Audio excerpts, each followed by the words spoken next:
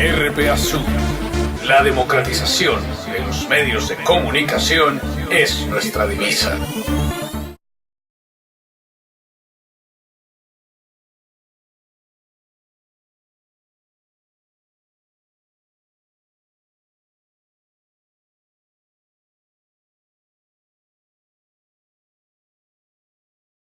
Three. 1. While meeting in Oslo, Norway, the representatives of the government of Colombia and of the Revolutionary Armed Forces of Colombia, People's Army, FARC-EP, have agreed to the public installment of the table for the talks in charge of developing the general agreement for the termination of the conflict and the construction of a stable and lasting peace. In this way, the second phase of the process is formally launched. 2.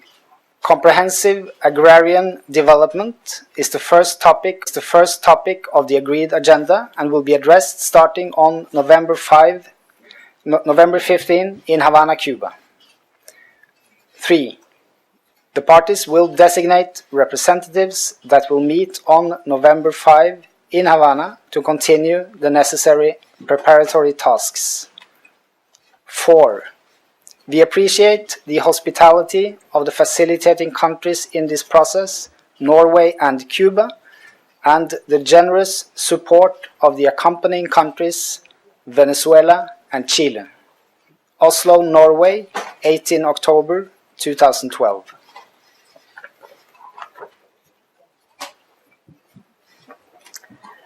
Ahora voy a dar la palabra al jefe I will de la give the floor to delegación the head of the señor Colombian government's delegation, Mr. Humberto de la Calle.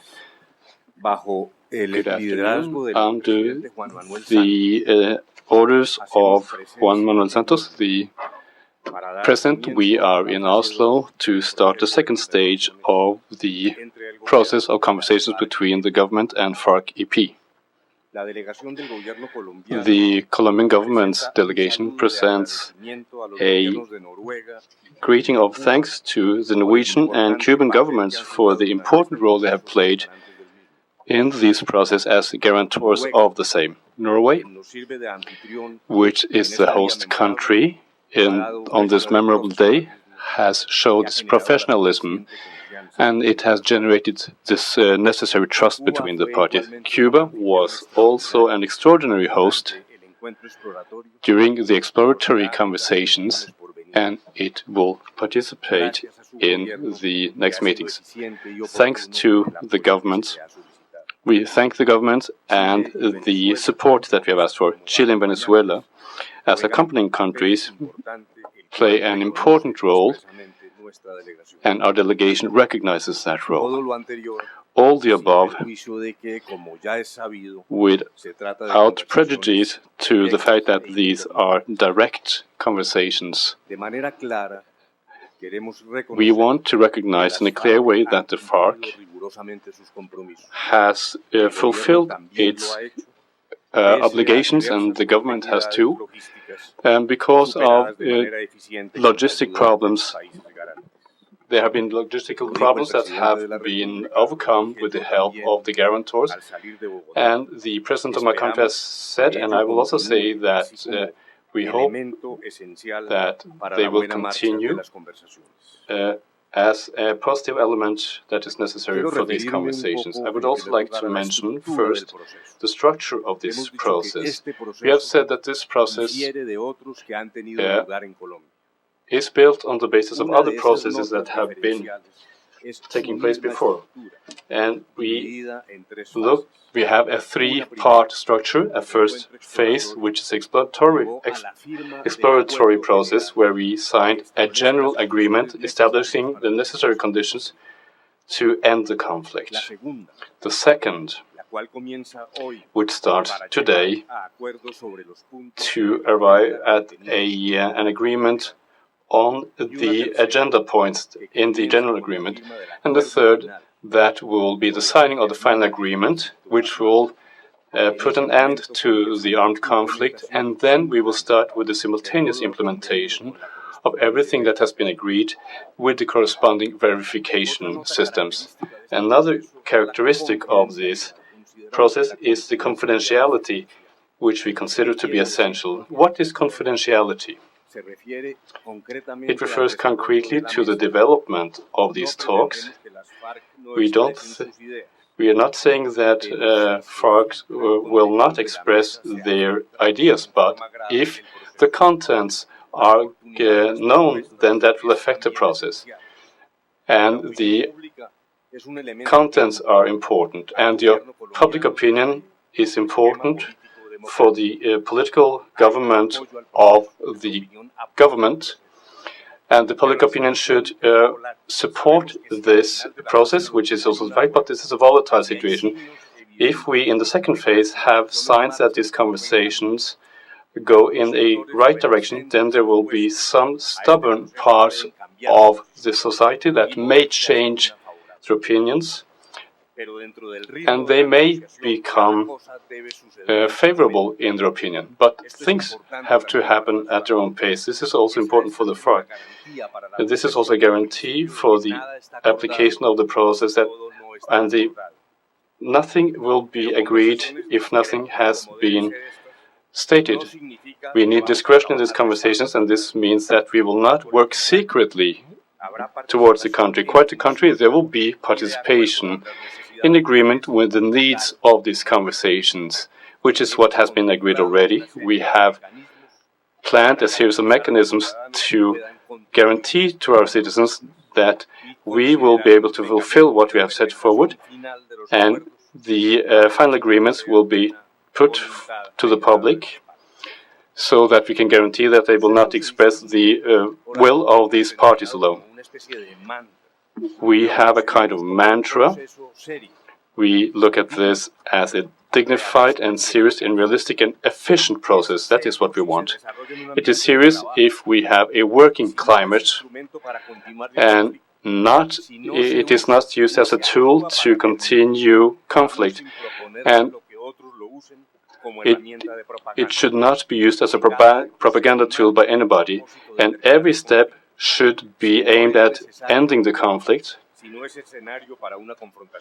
It should not be, otherwise it will be a sterile conflict and confrontation. We know about the rhetorical conflicts in the past, and it's not that we need to agree always, but the differences of opinion should be treated seriously. And here we have respect and dignity that enter into play. In these conversations we offer and we want a mutual, dignified treatment. And we will probably not convince each other about our different political ideas. We know that the FARC have a vision of the world and politics, and we don't want to come here teaching anybody lessons. What this is all about is to agree an agenda to put an end to the conflict, and that will make it possible for the FARC to express their views without using arms, and to guarantee their transformation into a political force without arms. Realistic, this means that it should be free from ties to the past, with new conditions that can make it possible to obtain results. Firstly, we have talked about the different stages, and I want to emphasize that both parties have done a good job in obtaining the first agreement. These are good news for Colombia, and they're promising. And the president is not, the president knows the conflict. The militaries have seen the president act, and they have seen also the Minister of the Defense act, and they have faith in him. We agree with FARC on one point. The end of the conflict is not something that immediately will give peace. The third stage will be to make the necessary transformations which will bring about real peace. The government has initiated a daring agenda to bring about deep social changes in our community, in our country, and the government acknowledges that there are unjust differences in the country, but diagnostics are not enough. Today, we have a transformation going on as regards to social reality in Colombia, and FARC can join in without stopping to be a counterpart to the system. They can contribute to change, and in these conversations we will look at restitution of land, compensation to victims, and many other elements. But the peace process also needs to have efficient agreements that can be realized. It's all about agreeing on 5 points in a way that they can be fulfilled and to find concrete solutions to critical questions underlying the conflict. The rural agrarian development, political participation, also the opposition, end of the conflict, narco-traffics, and the victims, above all the victims. Rhetorics are not enough. We should also not limit ourselves to laws. There's a kind of legal fetishism that is quite damaging. It's about thinking that if we adopt a law, it will end the problem. But the government wants to work with reality.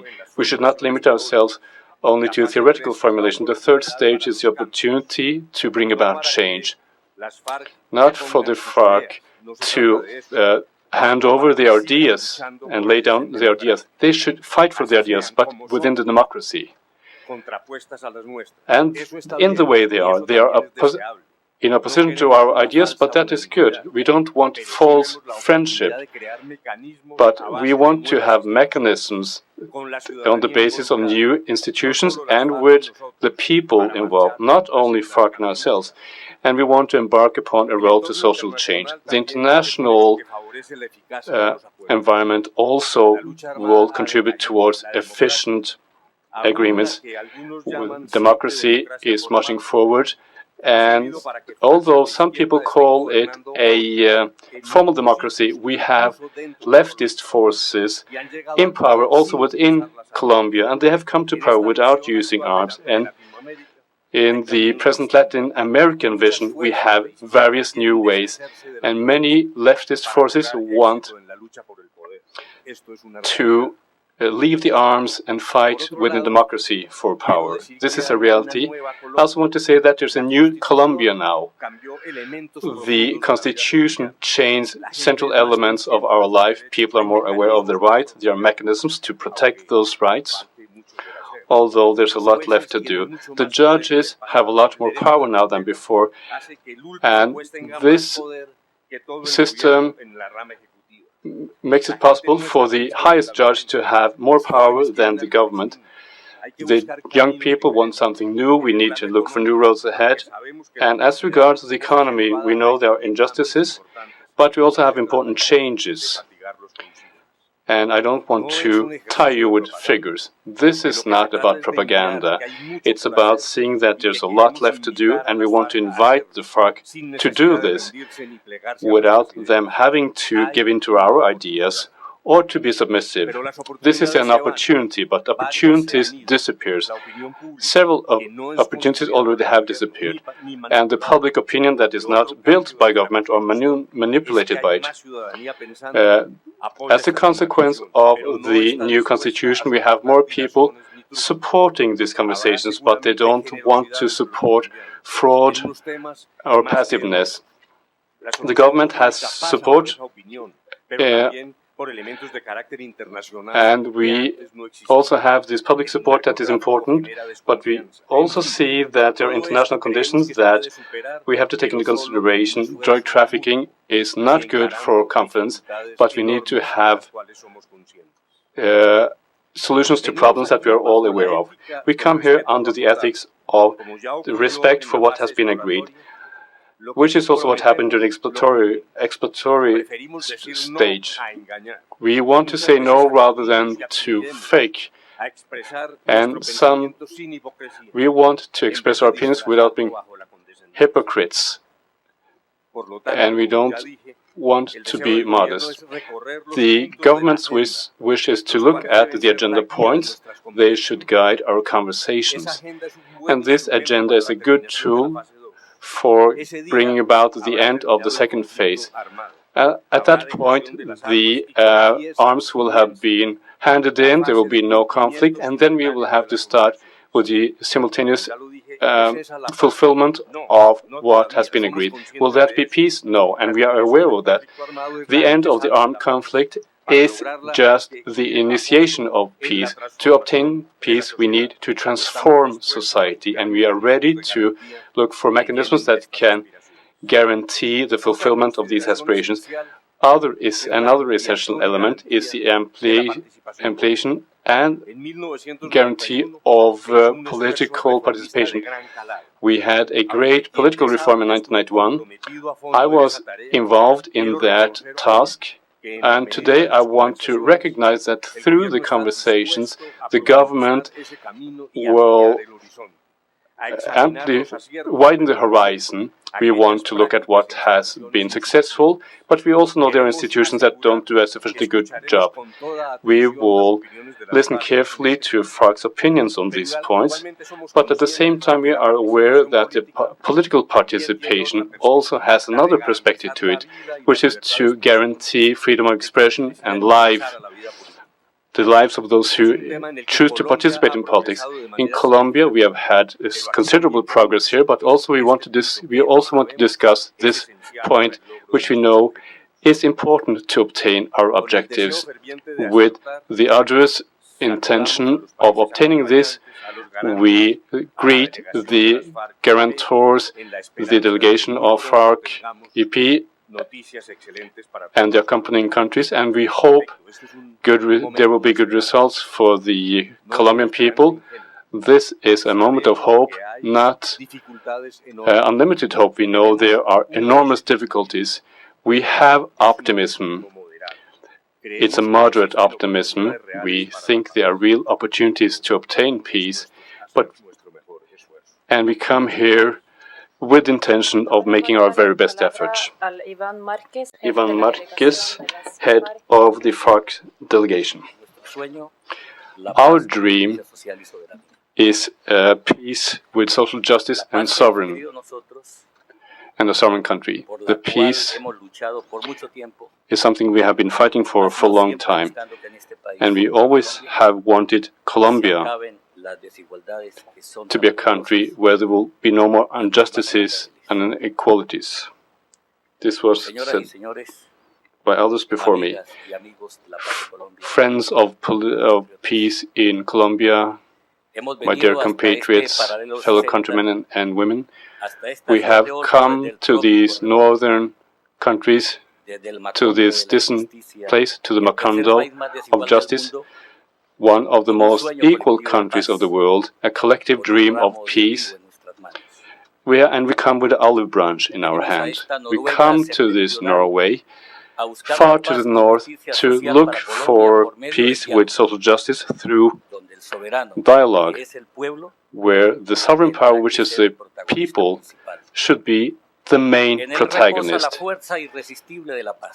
And we have the irresistible power of peace, which depends not only on us. It is the Colombian people that has to show the way, and it is the people of Colombia that should establish mechanisms that will fulfill their aspirations. And this strategic job is not something that should be subjected to time pressure.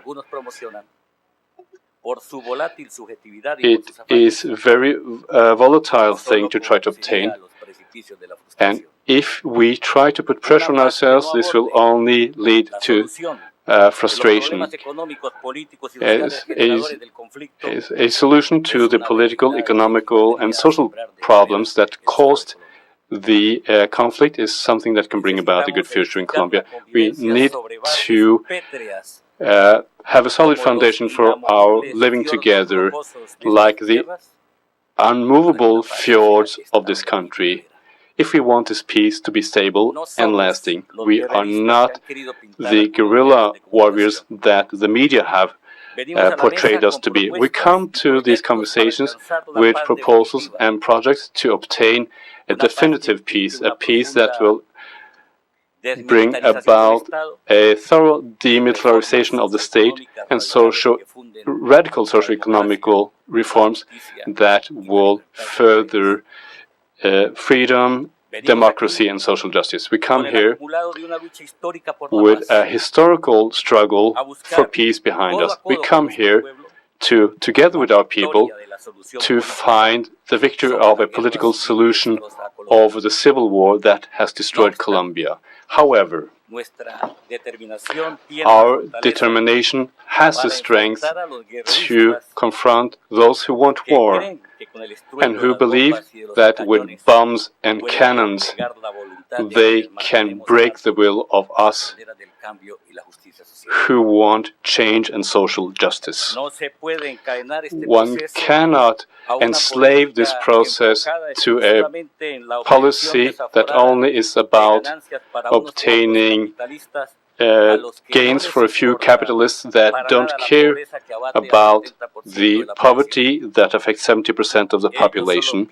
They only think in incrementing the fortunes and not in reducing misery. More than 30 million Colombians live in poverty. 12 million are extremely poor, and many have too little work or no work. 6 million peasants walk around. They have been displaced, internally displaced. 38, we have 11 million that work within mining, 38 within oil. Of the 56 million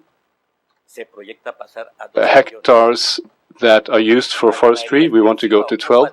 39.2 million are used for agrarian activities.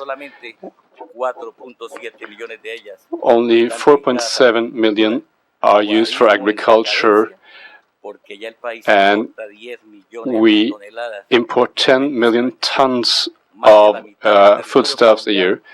A great part of our territory serves a slave economy or an enclave economy. Our vision is to put on the table the topic of integral agrarian development as the first point of the general agreement, and we want to analyze one of the central elements of the conflict by this.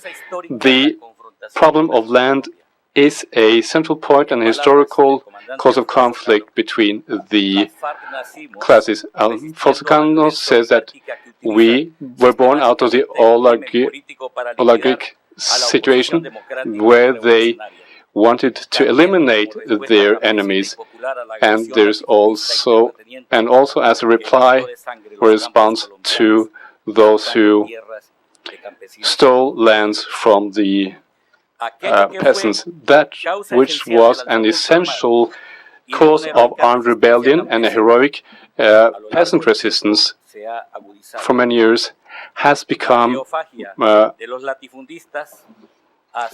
worse. The latifundists, the landowners, have created unjust structures of land ownership, and the jury coefficient is 0.89. That is a dire number.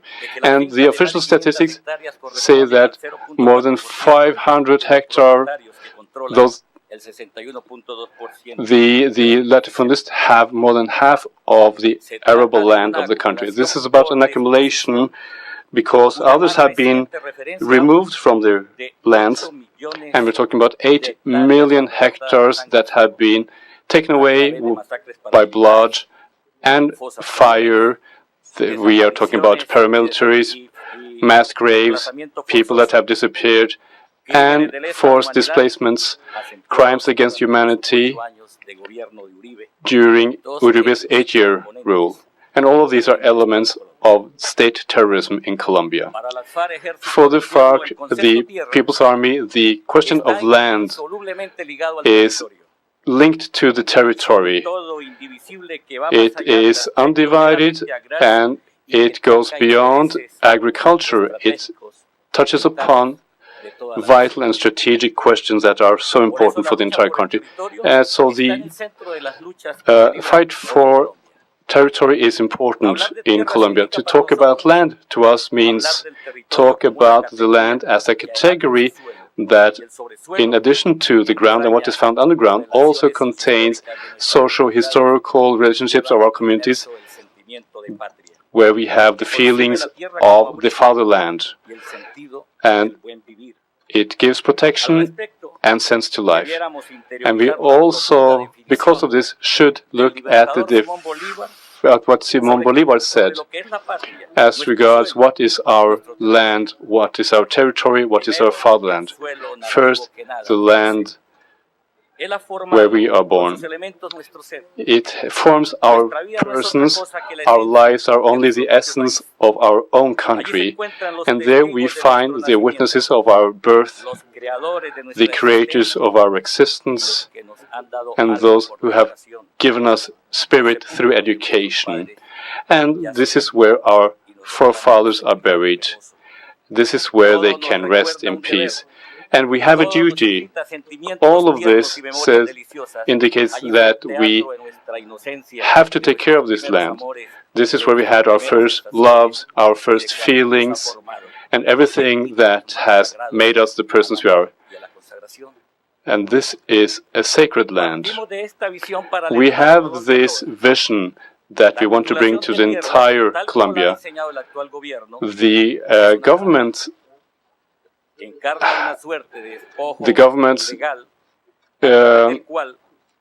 attitude to ownership of land is a result of fraud. And persons who get the land back are left with the only opportunity of lending the land to multinational companies that want to steal our resources and energy resources, mining resources and others. And we also see that they want to use the land to have the big plantations even bigger, not to give us more food, but to produce biofuels. And the people in the countryside, they have very low income, but they have to stay away from where they are linked to the lands. They have to stay in the big cities. And after 20, 30 years of contracts with tenancy contracts of land, nobody remembers who is the real owner of the country. We have the land is used as a bank, and the result is that peasants are removed from the lands. And it falls into the hands of strangers. We have environmental disasters,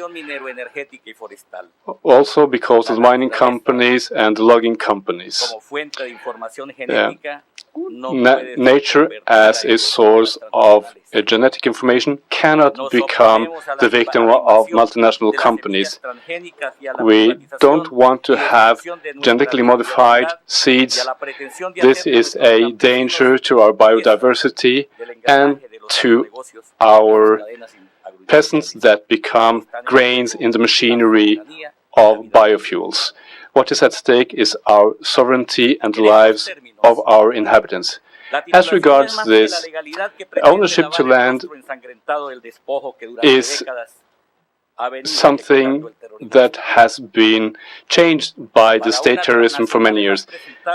For a transnational, it's better to say that I have a land ownership certificate than to say that this land has been stolen by state terrorism.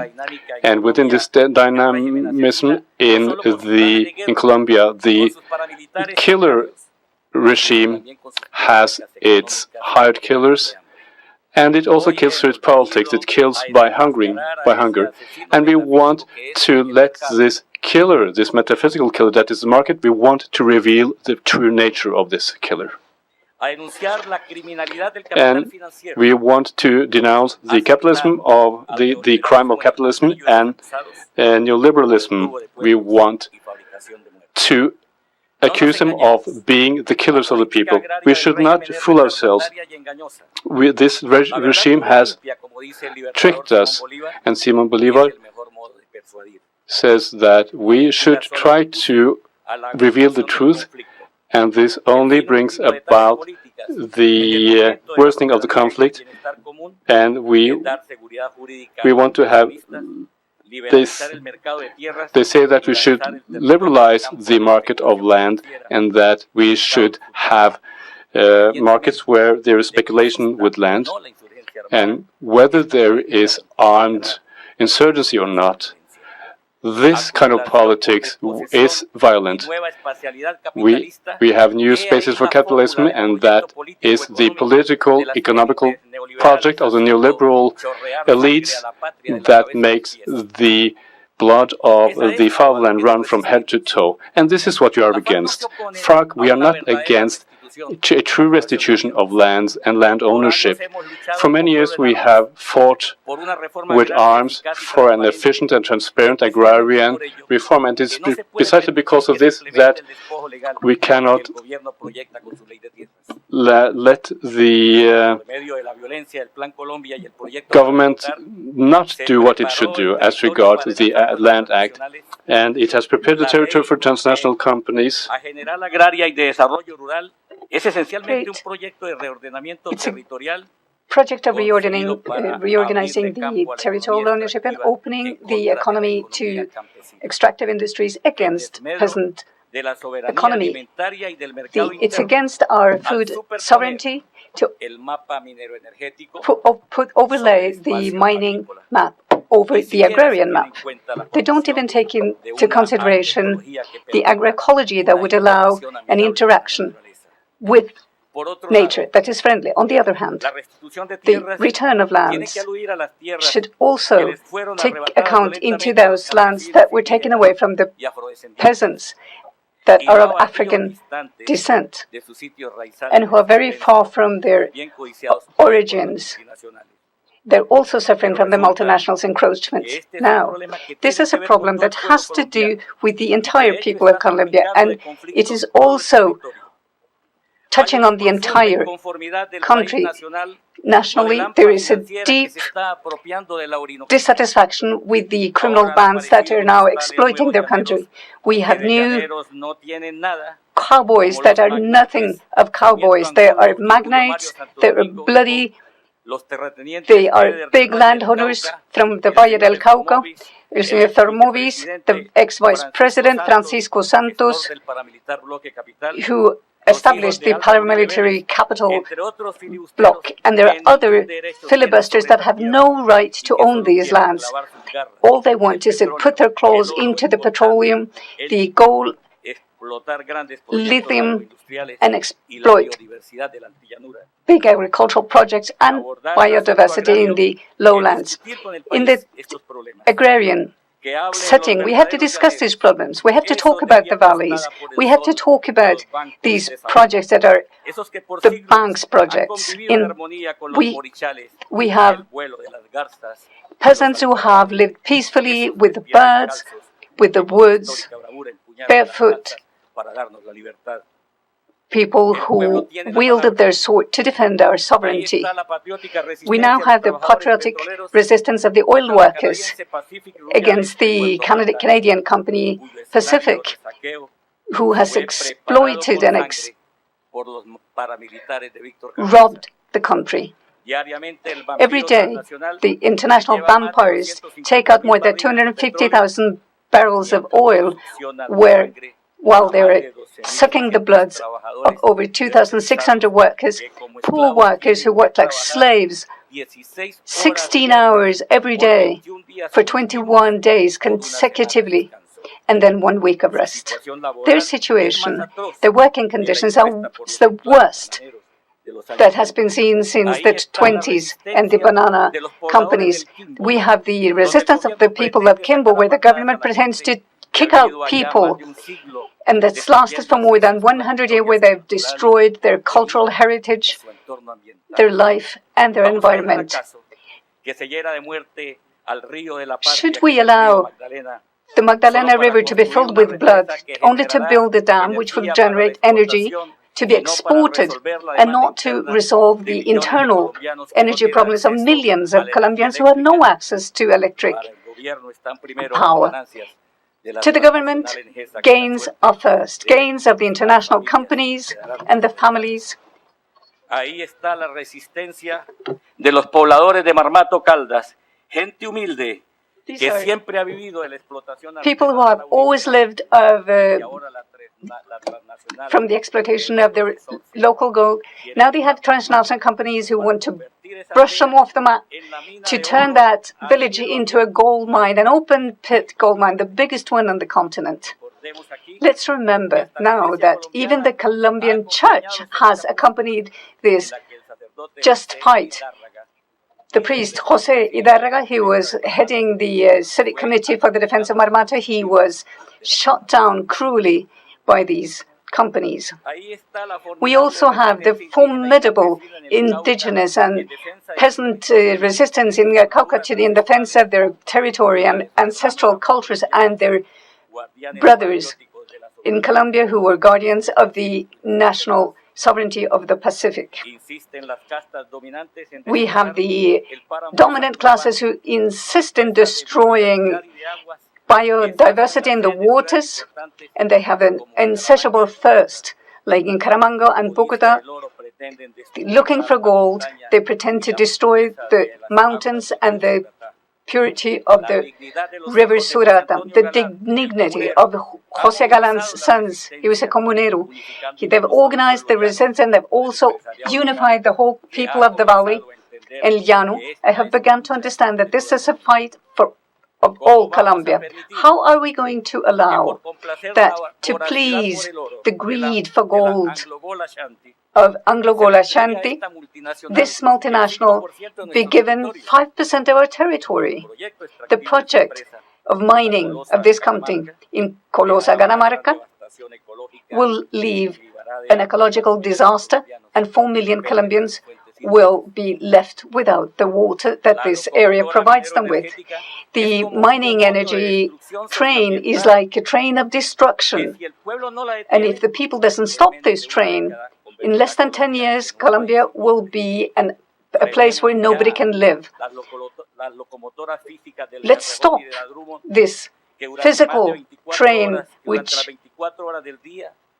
for 24 hours takes out our coal, spreading pollution from their interminable trains, which Vallenato says, Hernando Mayri, leaves only misery and tears. HP Billiton, the Anglo-American, are companies that take out 600 million tons of coal under the river Racheria, and they pretend to twist the river's course, which will diminish the water flow by 40%, creating environmental destruction and social destruction. How surprised was the government? How afraid was it to defend national sovereignty against these companies that exploit the country ruthlessly and that are still being allowed to do so, undermining national sovereignty and the well-being of the people? We have to put an end to this, which leaves contracts for 20 or 30 years to capital, but undermines the common interest, the public interest. And of course, we can hear this spokespersons of the government that talk about the growth of the national economy and growth of exports. But in Colombia, there is no national economy. Those who export the petroleum, the oil, the ferro-nickel, and the gold, and benefit from it are the multinational companies. Prosperity befalls them, and the government has had sold the country, but not the country itself. This is a space where we can solve the problems not of guerrillas as such, but of the entire society, not of individuals, but of the entire country. The problems that really affect the people are the free trade agreements, for instance. These are problems that we have to address. Poor Colombia, who has to compete with transnational companies with an infrastructure which is in ruins because of the corruption and not having done what the government should have done. We want peace. Yes, we want peace. And those who identify ourselves with the clamor of the majority of the population for a dialogue solution to the conflicts, we open the space for the full citizen participation in the debate and in the decisions. But peace does not mean that arms go quiet, that we no longer use our arms, but it means transforming the state structures, the economical and financial and political military structures. Well, peace is not simply demobilizing.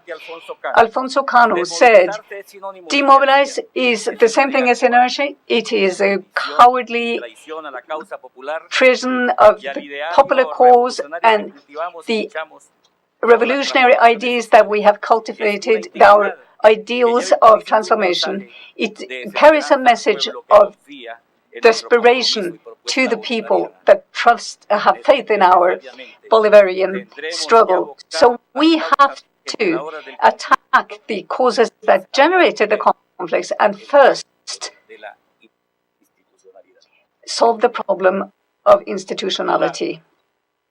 Of course, from the strictly financial viewpoint, for a transnational, it's easier to take out the natural resources of a country at their own benefit if there is no guerrilla or popular resistance. They support themselves in simple arithmetic. We can say that war is unsustainable to the state for the following reasons. The military cost in Colombia is one of the highest in all of the continent in proportion to their GNP, 6.4%, when 20 years ago it was around 2.4%, which is a triplication in these years, tripled. The military expenditure is now between 23 and 27 trillion pesos per year, without including the fact that Colombia is the third recipient of military help from the U.S., and we receive a financing to the tune of $700 million per year. We have a legal system in Colombia which is accompanied by the military protection of investments. 330 million soldiers in the armed forces. 90,000 of these are used to protect infrastructure and gains that belong to multinationals. The enormous expense that this represents, plus the cost of the technology which is used, makes it evident that there are limits to the sustainability of this war. We would call on all soldiers of Colombia, all officers and the high-rank officers who feel in their breast the heart of the country beat, that they join the Bolivarian ideas, that they defend sovereignty with their guns and the socialist guarantee. How wonderful would it be to see this new armed forces no longer subordinated to the United States or complacent with the expansion of foreign military bases on our land. This is the fire that burns in our hearts, and therefore we can only feel that transitional justice have been promoted as an offense. Let's be clear that the armed conflict against oppression is a right that all peoples have, that has been consecrated in the preamble to the Declaration of the UN, Declaration of Human Rights, and it has also been it's also protected by many constitutions. We are not the cause. We are the answer. We are the response to state violence, which should be subjected to a legal framework so that they can respond to the crimes against humanity, such as the 300,000 dead from the so-called Época de Violencia in the 50s, for the 5,000 militants of Unión Patriótica for the militarism as a strategic weapon of the state, for the displacement of around 6 million peasants, poor farmers, for the over 50,000 cases of forced disappearance, for the massacres and the false positives, for the tortures, for the abuses of power, which mean massive death, the dramatic social and humanitarian crisis. They have to respond for their terrorism, state terrorism. They have to restitute and compensate the victims and not hide behind their institutionality. We are a warring force. We are a political revolutionary organization with a project for the country which has been drawn up in the Bolivarian Platform for New Colombia, and we are convinced that our destiny is peace, but not the peace of those who have been vanquished, but the peace with social justice. The armed insurgent motivated by fair struggle, fair causes cannot be vanquished by technologies. Guerrilla wars is a tactic that cannot be beaten.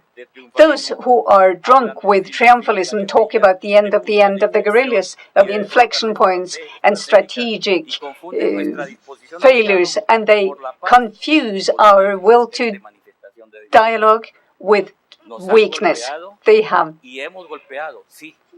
We have been beaten and they have been beaten. We have been damaged and they have been damaged. But fortunately, we can quote one of our national poets and say that the Patriot Plan of for the South, launched by the United States, has been vanquished, and we now have all over the country resistance. But we nevertheless have a deep sentiment of peace. We are convinced that victory will always be in the hands of those who have the will and the hearts of our people. This is a message of deep decision.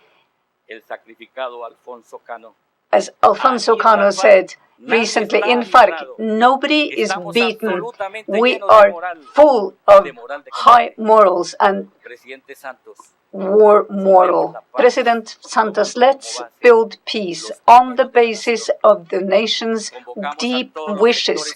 We ask all social sectors of the country, of the army, the National Liberation Army, ELN, we ask the leaderships of the political party, all Colombians, men and women who are in favor of peace, organizations that's an organization led by Piedad Córdoba, who fought tirelessly to achieve this goal. We ask the churches, we ask the universities, student organizations, Sokol, the coordinator of ONGs, the Encuentro por la Paz de Barranca, the indigenous groups, we ask the African descendants, we ask poor farmers, displaced persons organization, ACVC, the National Association of Reserve Zones for Peasants, to the labor movement, the women's, the youth movement of Colombia. We ask the population of LGTBI, the academics, artists, of alternative journalists, of the people in general. We ask those who are in exile. We ask Marcha Patriótica. We ask the democratic people and the Congress of Peoples, of the communist people, Almuir, of the Minga, of the indigenous, of those who love peace in the world. We ask all of you to fill this, to support us and fill this diplomatic effort with peace. It's been said since from the imperial prison of the United States, one of our comrades who's been convicted to 60 years of prison, he said he's fully willing to participate in the dialogue for peace to Colombia.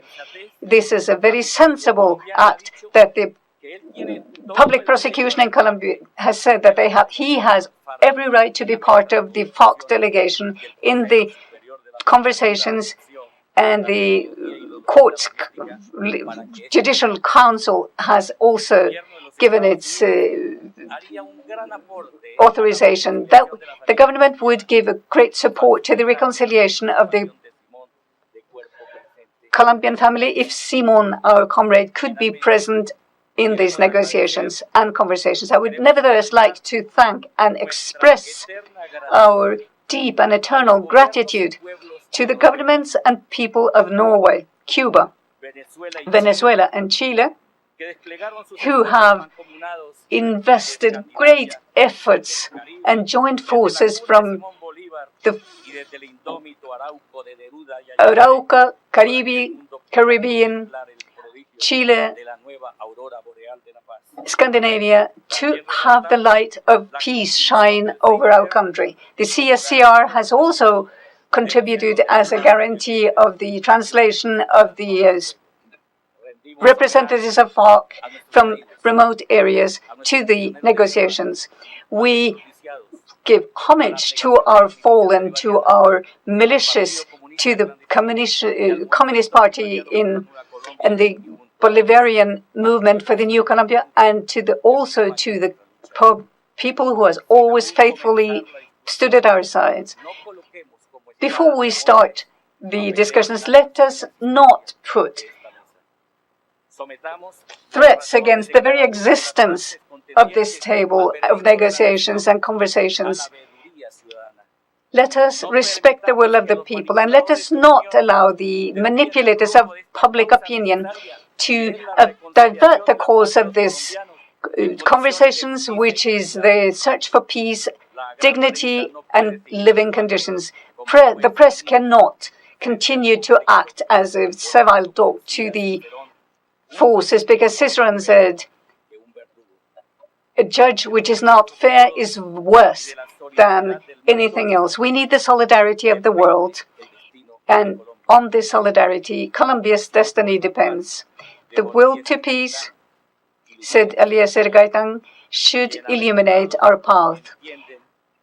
Happy are those who understand that the words of concord and unity and peace should not serve to hide rancor and bad feelings.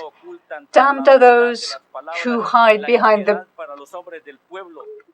words, the evil of their souls, because they will be pointed out by history. We now welcome this new page in our struggle for peace and social justice, for a solution to this long-term conflict. Long live peace, Marolanda Pérez, on behalf of the Secretariat General of the FARC. We have now finished with this part of this event, and we will later have two press conferences, first with the government of Colombia and then with the FARC EP.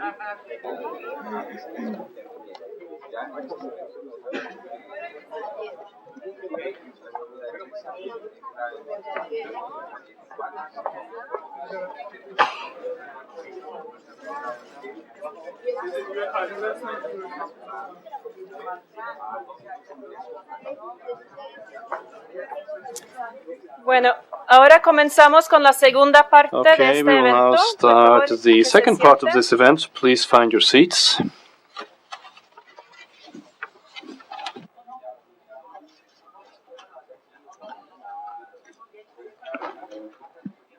Tenemos 45 minutos We have disponibles para 45 minutes at our disposal esa parte for this de la part conferencia de of prensa y está the presente press los conference. We representantes have the del gobierno de representatives Colombia. of the Colombian government Por here favor, with us. cuando hacen sus Please, preguntas, when asking your asegúrense questions, que tienen el micrófono. make Mis sure dos that you colegas, have the Wesley microphone y first. Wesley está and a cada my lado two del colleagues are here, y one no on each hacen sus side preguntas hasta que of the tienen el room. micrófono, si And no, please no don't ask your question before you have the microphone, because Pueden hacer otherwise su we pregunta cannot en have inglés interpretation. o en español. You can ask your questions either in Spanish or in English.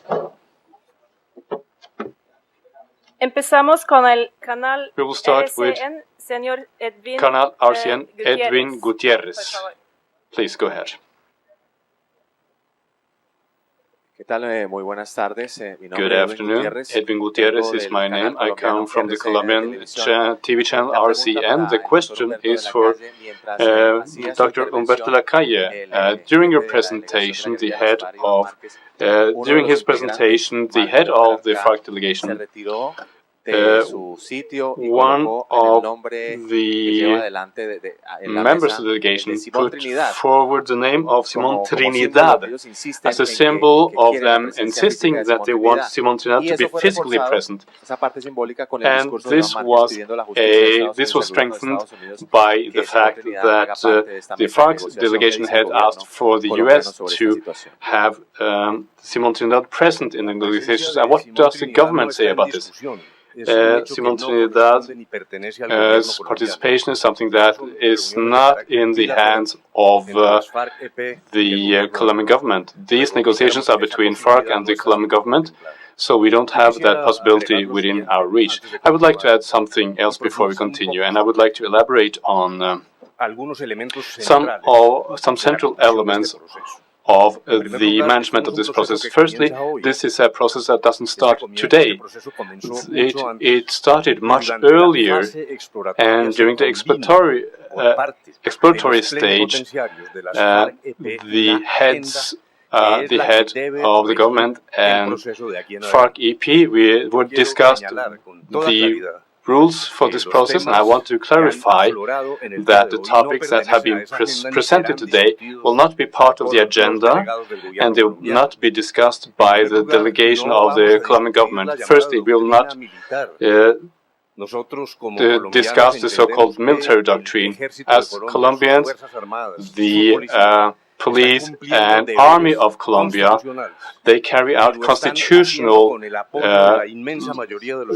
duties, and they are supported by the vast majority of Colombians. We have a modernized army that respects human rights, and that, despite of isolated instances, they work under very difficult circumstances, and they strictly fulfill the national international standards in this field.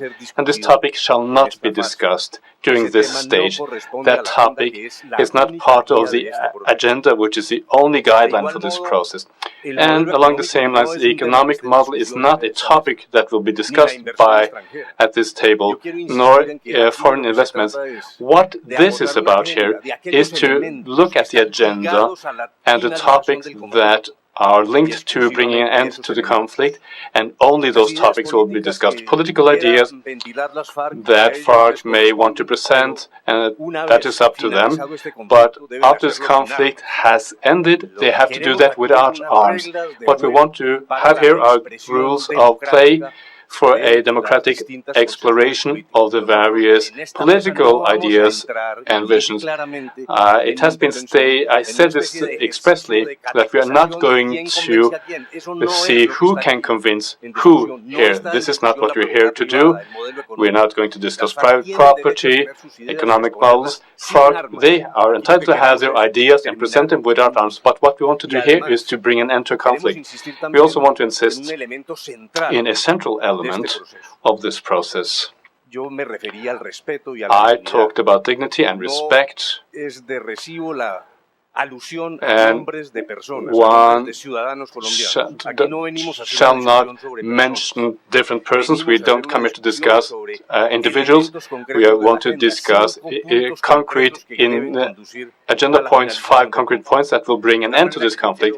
So I want to insist that one should have a dignified and respectful treatment during these conversations. Additionally, I emphasize, I reiterate, that this agenda came about by discussion signed by the heads of the parties, and FARC has to adhere to the agenda that was signed, and the government will continue with its process. It can do periodical reviews. We want to have an efficient and quick and fluent process, but we also are capable, and as is stated in the government, in the agreement, to do periodical reviews to see whether there's progress. And if there is no progress, the government has said that it will not be kept a hostage by this process. Marisol Gomez from El Tiempo, the newspaper El Tiempo. Mr. De La Calle, you started your presentation by talking about several elements that Ivan Marquez mentioned on behalf of FARC today. You have mentioned that the FARC should respect the agreement from Havana. Are you saying that they are changing the agenda? This agenda was signed by the heads of FARC, and they are obliged by it. They are bound by it. This is not a public plaza. This is not a public square where you are discussing things. We are going to initiate these discussions in the light of what has been agreed with FARC, and only that.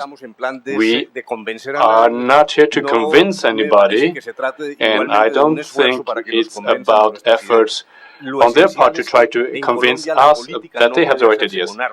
We cannot do politics with arms in Colombia, and that is the goal of this conversation. That is what we have to do. We will not stray from that road, and if there's no progress in the conversations, the government will at no point be kept a hostage. Rodriguez, I would like to know, 3 peace processes have failed, and on what grounds will you make sure that this will not fail, this one? Well, we want this to be a process that will take place under conditions that are very different from the past, firstly. And I mentioned this by way of passing, and I want to elaborate on it. The situation of Colombia today is completely different from what it was in the past. These past 10 years have implied a social transformation, and there's less poverty, considerably less, and we have a social agenda. We want to fight unemployment, and there are many programs that have as a aim to have social equality. That is not the sole purpose of this process, but you have to take this into consideration to understand that we have different conditions today.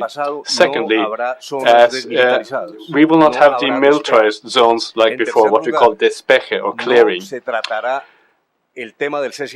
We will not talk about ceasefire until we have the final agreement for the termination of the conflict. Police and military operations and the justice system will continue. We will continue with our obligations under the Constitution. This is not to be discussed, and that will be discussed under point 3 when we address the end of the internal armed conflict. And thirdly, we have a president that is leading the way. The president of the Republic has initiated this process, and he knows the public order considerations, and he is respected by the public, by the military, by the police, by the public bodies. So this is a very important historical moment. And in addition, we As I said, there will be no halting of military operations. We will continue to fulfill our constitutional obligations. And we also have a historical situation that is different. Armed conflict is anachronical, and this conflict has no sense. And we also have a different military situation. We have public armed forces that have demonstrated that they behave like they should do. And we also have the national and international situation. National and international penal law now indicate that we have circumstances that are completely different, and that is what makes us think that we have now a window of opportunity, and because of that, we will continue looking for the solution. And I repeat that these conversations should follow the path approved by the FARC's head. Please, from the El Mundo Diario. Good afternoon, Mundo Radio from Colombia. Mr. de la Calle, I would like to ask you, how drastic or how flexible is the agenda so that in the end you might accept those sectors of society who talks about minimum levels of humanitarian structures so that we can avoid the exploitation and expoliation of the resources? Or is this something that will be going on while the conflict is being negotiated? The best way of getting an end to the conflict is not prolonging it. We have to put an end to it, and that's why we have insisted in the need for conversations fast and efficient. That's the very best answer to your question. In future, to the extent that the conditions allow it, we are willing, together with the final elements to put an end to the conflict, to underwrite a final agreement which will finish phase 2. We will then go into the sectors of Europe. My answer is we have to work quickly because that's the very best way of avoiding what is now happening in Colombia. Vivian Sequeira from ELP. Good afternoon, Associated Press. Dr. de la Calle, you are going today back to Bogota because there is a secrecy. I understand that you have limitations, but you go back to Colombia and the FARC goes back to Cuba, where General Naranjo is, and if you would like, General Mora. It is not easy to see a person who's been fighting so long with the guerrilla. But I'd like to ask you, how did you feel when you saw the delegates of the FARC and you knew them? Tell us, what's this like? To who? What does this moment represent that you have in your heart and I have it in your heart? Well, I'll start with the last point. The spokesperson for the talks is the person who talks to you now. The members of the delegation will not reply to questions. Then, let's say that this last question is discarded. Now, as to General Naranjo, I'd like to say the following. He belongs to the group of the plenipotentiaries, those who have been fully empowered at the negotiations. He was unable to come now because he had international commitments at the same time. He's in the middle of a very busy agenda.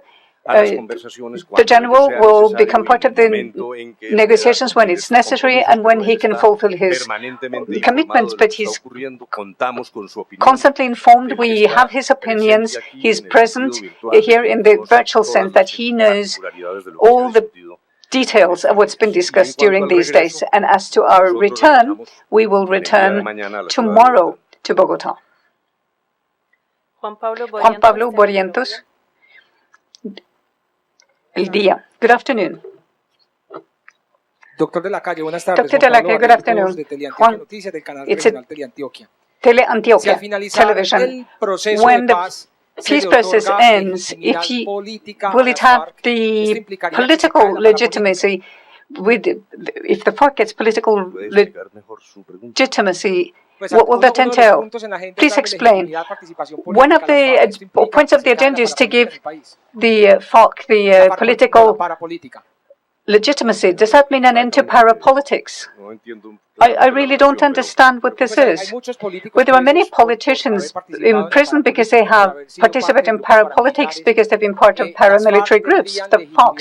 Would they have political legitimacy if they are being accepted while they are in prisons? No, well, we're only discussing with the FARC. I don't want to speculate in hypotheses like the one you launch. We are concentrated on these conversations with the FARC through an agenda that was agreed and signed by fully empowered members of the FARC. There are 5 items on the agenda. Where do they come from? Well, they come from an organization it's a systematic organization of the necessary instruments to put an end to the conflicts and signing a final peace agreement. In this sense, we can say that we are guided exclusively by this agenda. This is the commitment we have taken on, and we will do so, and we trust that we will arrive at an agreement around these points. If that's not possible, and I repeat that again, we will not be bound by this process indefinitely. Reuters was on the list, but I can't see the person from Reuters.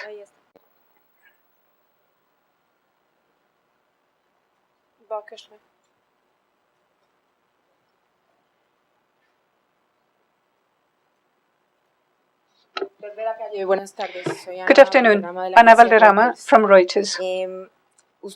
You have talked about, and you said so yourself in your opening speech, that the participation of leftist forces in the governments is an element, in specifically Las FARC. Is that what you consider in this whole process? Would it be specifically that they might have an amnesty? And what would be the high levels of political participation that they might have access to as a political party if this process now quickly has a happy end, as you've asked for and you've said? Would the FARC then be able to participate in elections 2014?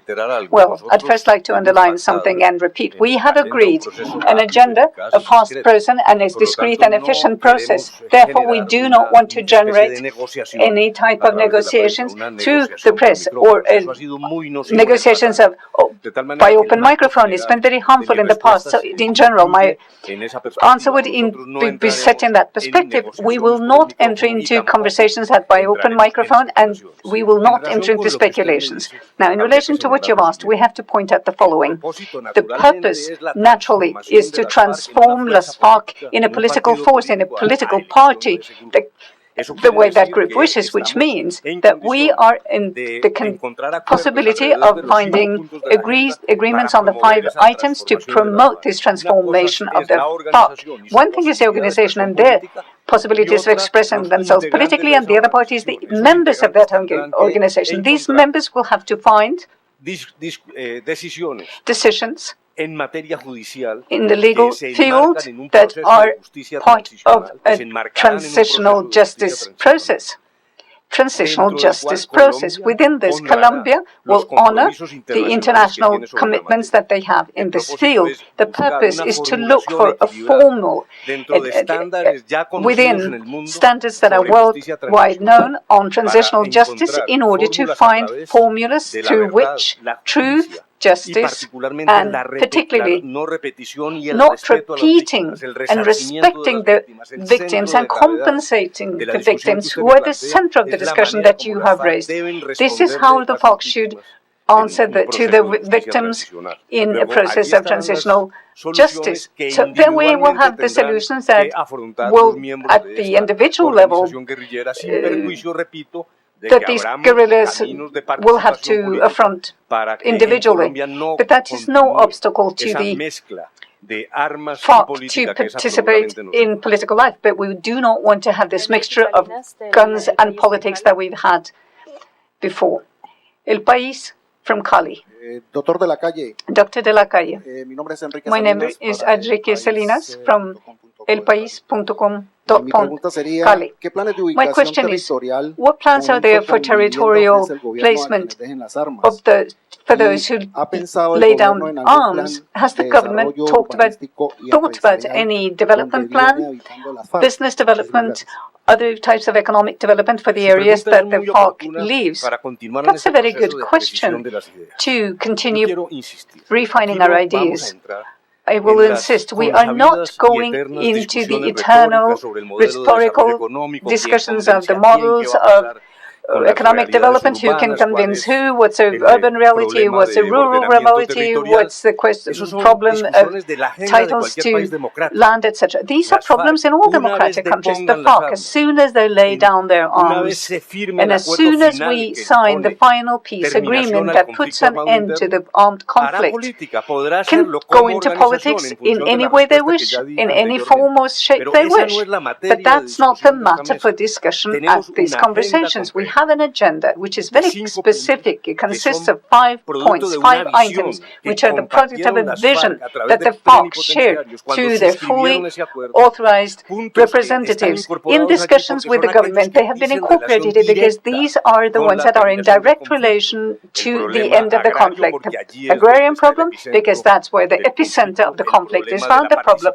of the political participation, of the guarantees for safety and security for those who return to political life, ordinary, the question of restitution to the victims, compensation, that's an essential point of the agenda. These are the channels for discussion in this process, whose phase 2 now continues, and the agreements that I mentioned were signed in phase 1.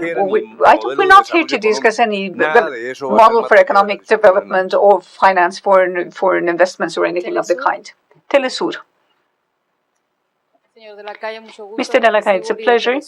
From Telesur. My question is about ELN. Are there any possibility that they might get involved and join the dialogue? Because you talked about elements to finalize this concept. Would there be any possibility of that, Mr. De la Calle? Those who are part of this represent this group on behalf of the government and the president have a very concrete responsibility, which is reflected in an agenda that was agreed in the exploratory phases in Havana. We do not have any competence or authority, neither tacit nor express, to talk about these issues. That is not the topic that corresponds to this.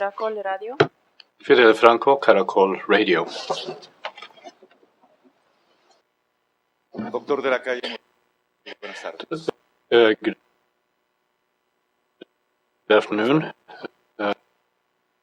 Dr. De la Calle.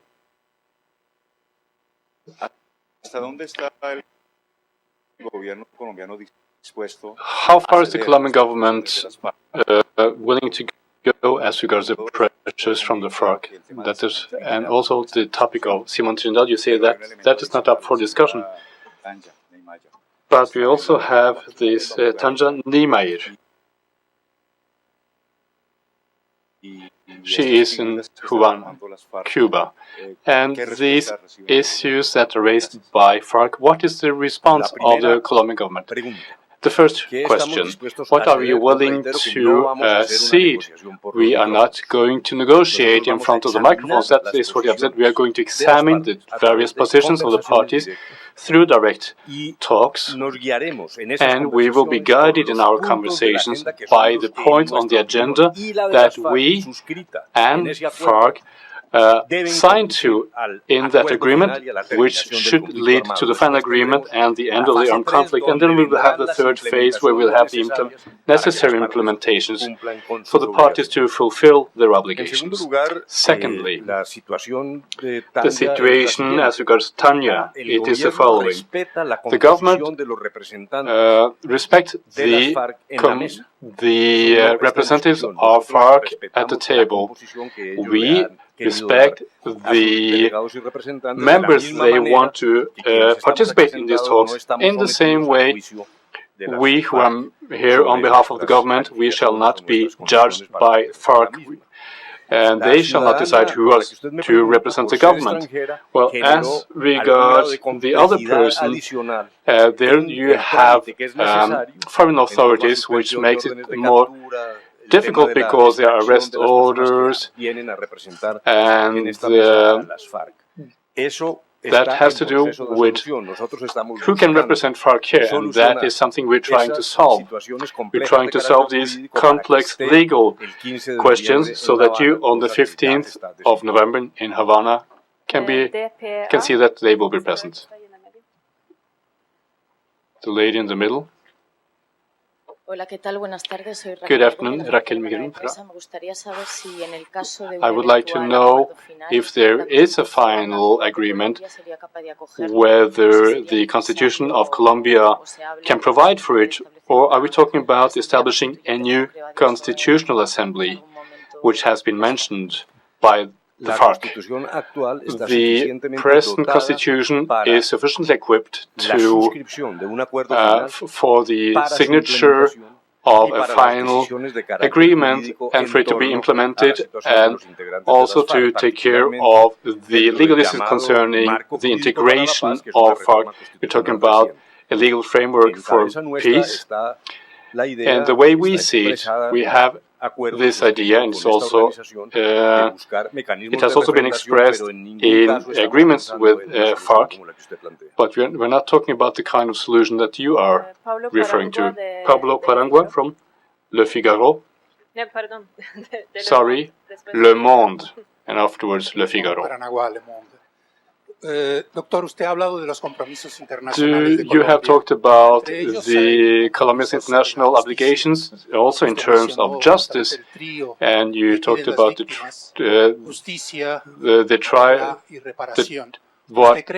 the victims want justice and reparation. There are crimes against humanity. What will happen with them? The Colombian government respects its international obligations as regards questions of justice, legal questions. The legal solution, which must be examined and discussed, will be subject to transitional justice schemes. We have international standards and sufficient international practices on the basis of different conflicts as regards transitional justice.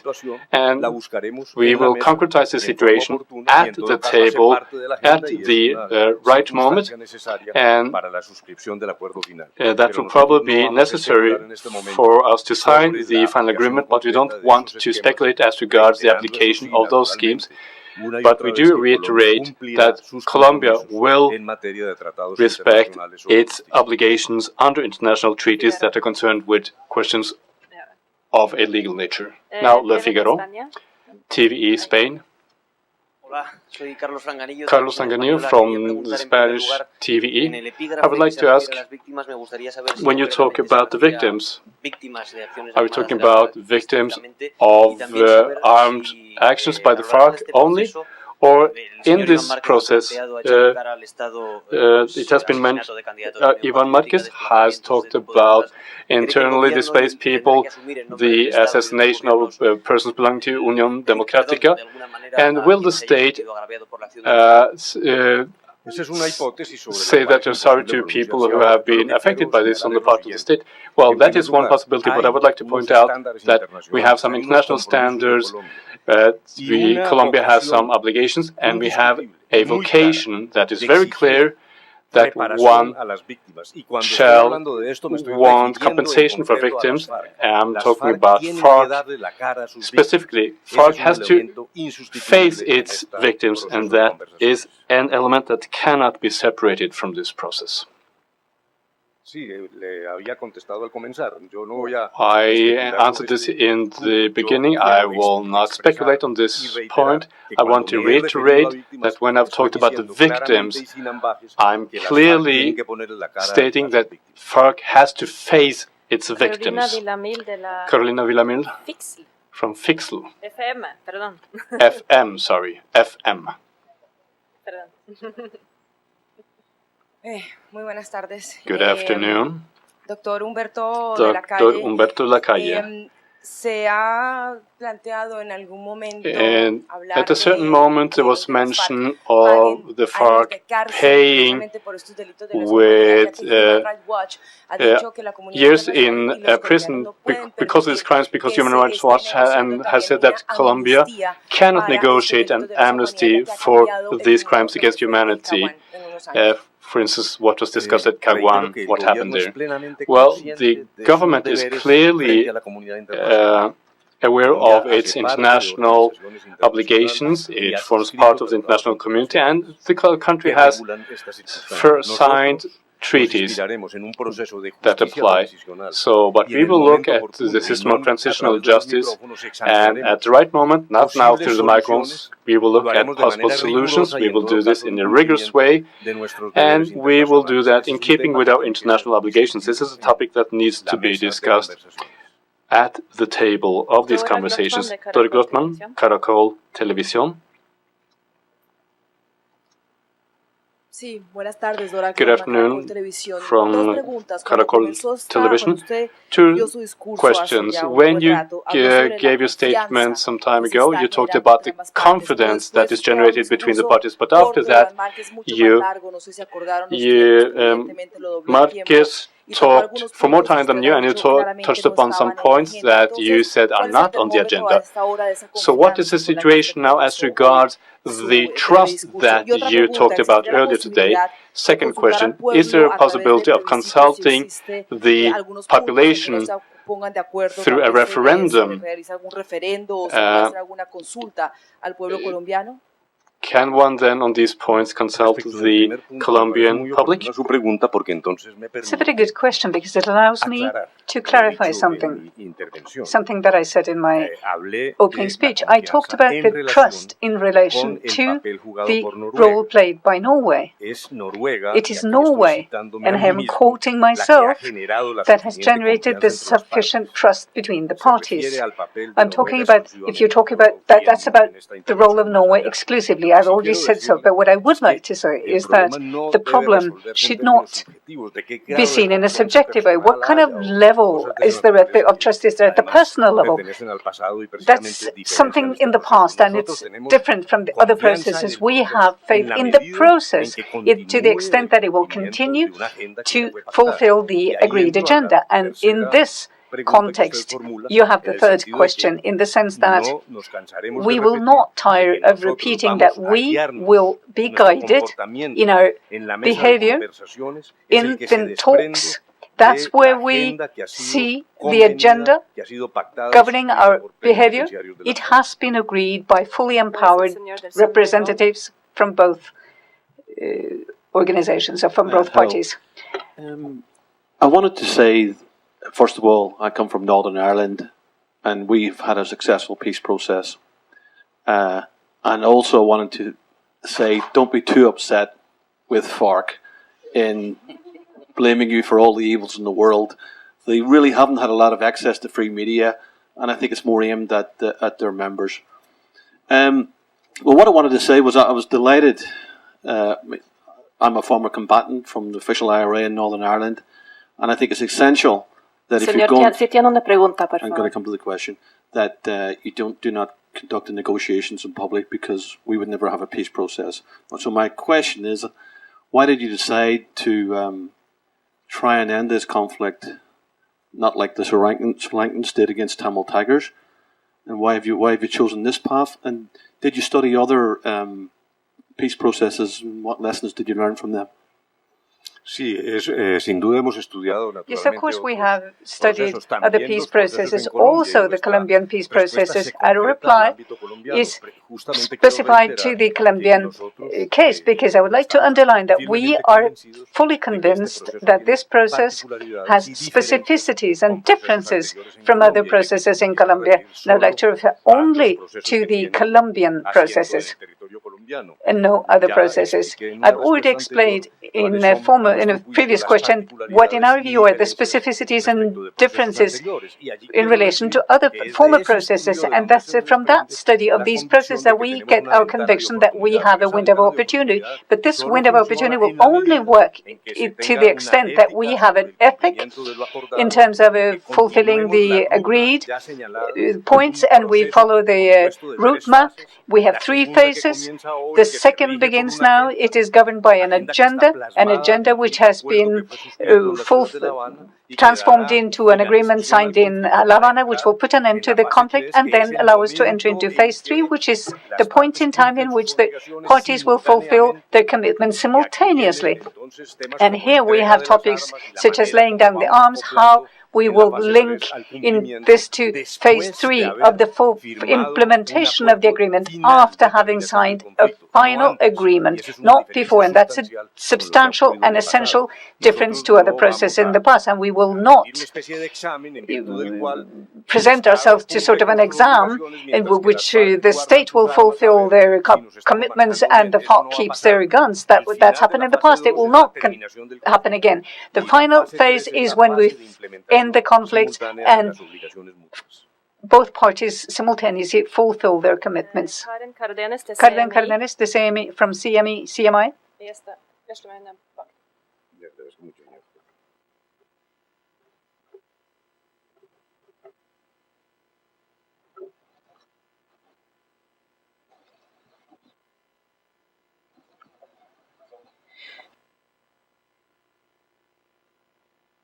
Doctor de la Calle, buenas tardes.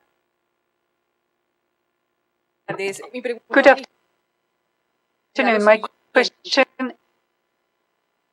is the following. The FARC has mentioned in their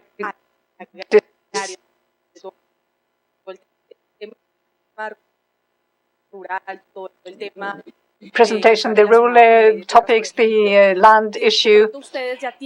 Do you have an opinion from President Santos in this area? And the FARC always talks about the multinationals and the mining companies, etc. The government has prepared a project for rural development with territorial focus. It's being discussed with different communities as the Constitution orders. But of course, we're interested in hearing ideas on this matter. And they can enrich such a process.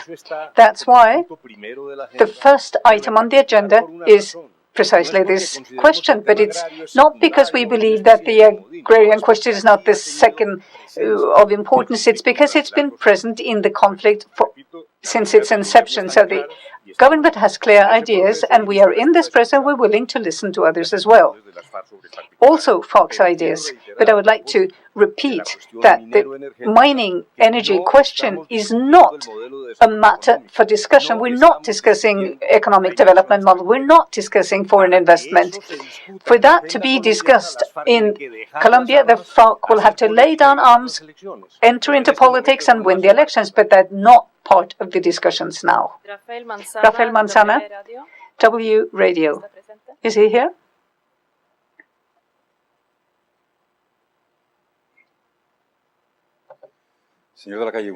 Mr. de la Calle, a very simple question. Have you been surprised by the attitude of the FARC after your speech? Simple question, simple answer, no. Felipe Lozano, Colprensa. Felipe Lozano, Colprensa.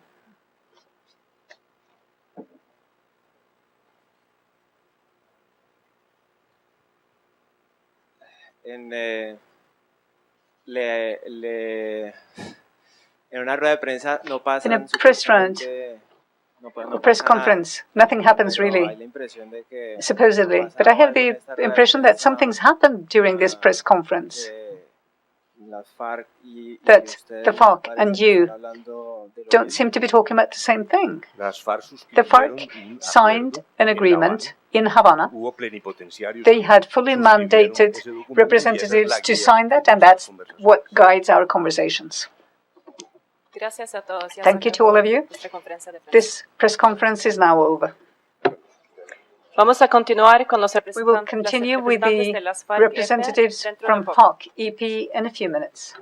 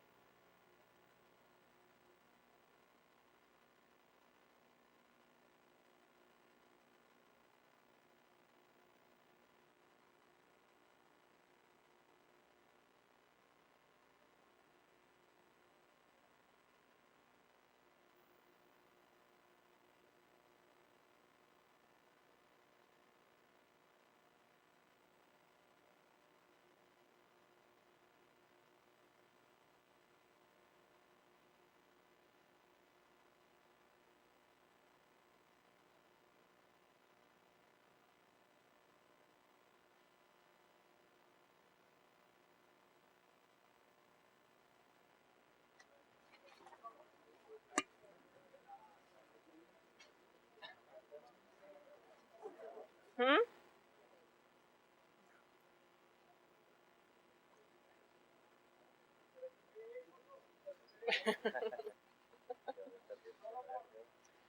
Por favor, siéntense. Ya vamos a comenzar la tercera parte de este evento. Start the third part of this event.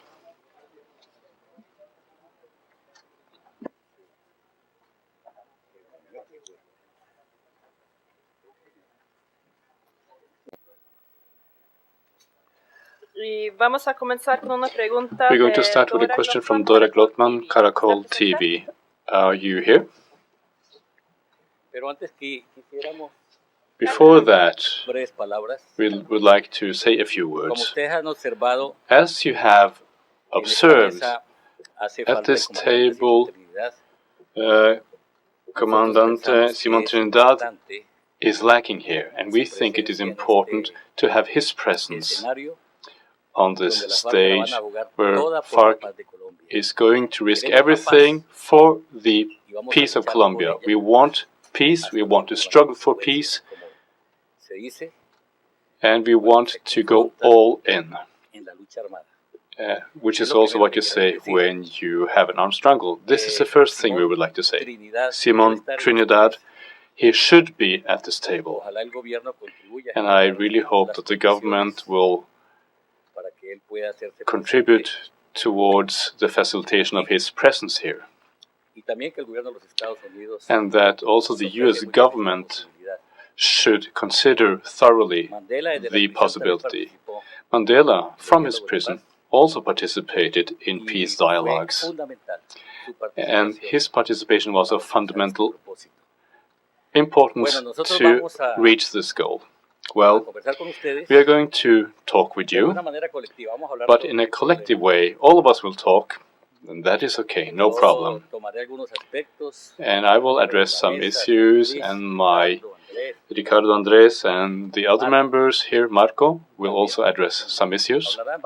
They will speak. We will complement each other to give you a more integral and wide-ranging answer. That is what I wanted to say. Dora Glotman, Caracol TV first. Good afternoon, Dora Glotman from Caracol TV. During your presentation, during the presentation of ex-Vice President Humberto Lacalle, he said that they will stick to what was agreed during the secret negotiations in Cuba. Now you say that all will be able to talk, and I also understand that each delegation will have one spokesperson. So what happens with all of the time that you spoke secretly in Cuba, and why are you now changing a bit the rules of play? Well, I don't think we're changing the rules of play. Everything is contained in the documents that came out of the exploratory meeting in Cuba, especially the general agreement for the termination of the conflict and the establishment of a lasting and permanent peace. I would like to ask Ricardo, please, to read the preamble of the agreement that we signed with the Colombian government. A preamble as regards Colombia is a binding document. Maybe in other countries that is not the case, but in our country such a preamble is binding. Good afternoon to everybody. I have sound here, don't I? General agreement for ending the conflict and establishing a permanent lasting peace. The representatives of the national government of Colombia and Colombia's Armed Revolutionary Force, People's Army, FARC-EP, as a result of the exploratory meeting in Havana, Cuba, from the 23rd of February and 26th of August 2012, and that where there was participation from the Cuban government and the Norwegian government as guarantors, and with the support of the Bolivarian Republic of Venezuela as a logistics facilitator and accompanying country, with the shared goal of putting an end to the conflict and to establish a stable and lasting peace, and with the population's love for peace, and recognizing that the building of peace is a task for all society that requires the participation of everybody without distinction, also including other guerrilla organizations that we invite to join this goal. The respect for human rights in the entire national territory is an objective of the state that should be promoted. The economic development with social justice and in harmony with the environment is a guarantee of peace and progress. The social progress with equity, including the masses, makes it possible to grow as a country. In Colombia, peace will be important for regional peace and also worldwide. It's important to amplify democracy to obtain a solid foundation for peace with the national government's total will and that of the FARC-EP to arrive at an agreement. And there's an invitation to all of Colombian society and regional organizations and the international community to accompany this process. And we have agreed, and then we have the points.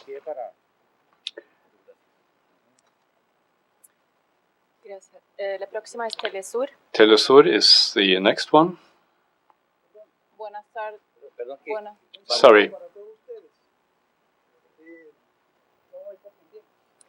Can you hear me? I would like to say something to you. The spirit of the agreement is clear, and I don't know whether one would have to find a hermeneutic expert or teleologist to interpret this agreement.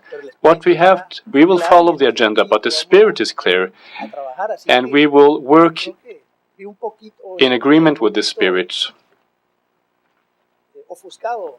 And De la Calle sounded a bit obfuscated. And we are embracing this process, and I would like to embrace him and say, take it easy, we are only starting now. Good afternoon, Adriana Sibori, Telesur. You insist in the virtual presence of Simón Trinidad. If one doesn't obtain his presence in one way or another, what will happen with this peace dialogue? We have the hope that Simón will be present at the table. I don't think that there is such a mean spirit that they don't want him to be present. He has fought for peace in Colombia, and he has been unjustly convicted in the USA to 60 years of imprisonment in Flores, Colorado. And he has been buried because of a crime that is not a crime, which is to stand up in arms against an oppressive regime. That is a right that all peoples are entitled to.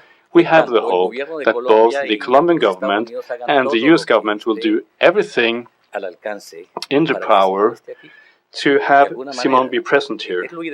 And that would be the ideal thing. We will look at other ways of dealing with this if this turns out to be impossible.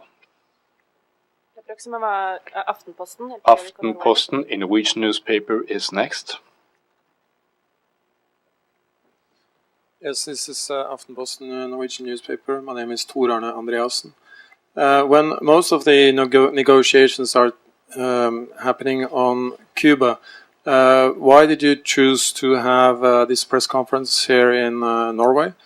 And also, what kind of a role does Norway have in the negotiations on Cuba? No sé si el señor oyó la pregunta. Did you hear the question? If not, can you please repeat the question? I didn't hear it. Or if you can translate it, I can translate it, says the moderator. Why did you choose to have the negotiations here in Norway? Was that the question? What was the second question? La segunda parte de la The cuestión era second qué papel juega was, Noruega what en is the estas role of negociaciones. Norway in these negotiations? Nosotros estamos abriendo todas las posibilidades. We are open to all possibilities. El mundo entero, ojalá, For the entire world, I would like ayude a facilitar este proceso. to facilitate this process. And in that sense, we cannot say yes or no to other countries of the world that want to support this process and to be a guardian for the construction of this peace that we want to bring about. And I would like to take the opportunity to express my gratitude to the entire Norwegian people and to Europe. I can say that Europe, all of Europe, can help us if they want to. We also have to consider the possibility of asking you to remove our name from the list where we are listed as terrorists. We would like to ask all the governments of the world that they please help us to find the path, free and quick, towards peace. And because of that, we find it very important that governments like the Norwegian one, that of Cuba, and Chile, and Venezuela, accompany us in these efforts. And we feel that we have support. It's not all that easy to come down from the hills and to initiate these conversations. We never imagined that we would come to Oslo.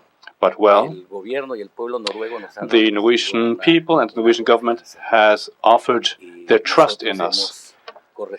And we have responded to that. We have set aside our affairs to come here and to talk about peace in Colombia. La próxima pregunta va a la Agencia Prensa Rural. Agencia Prensa Rural, next question. The Rural Press Agency. Mónica Liliana García. Mónica Liliana García, is she here? Bueno, buenas tardes. Good afternoon. Mónica de Prensa Rural. Mónica Orjuela is my name from Prensa Rural. Somos un medio alternativo y We muchas want personas están en el chat. a Sobre todo la de los movimientos sociales que we have usted people mencionó hace un rato. from the social movements. We have a long list. They are following us by chat.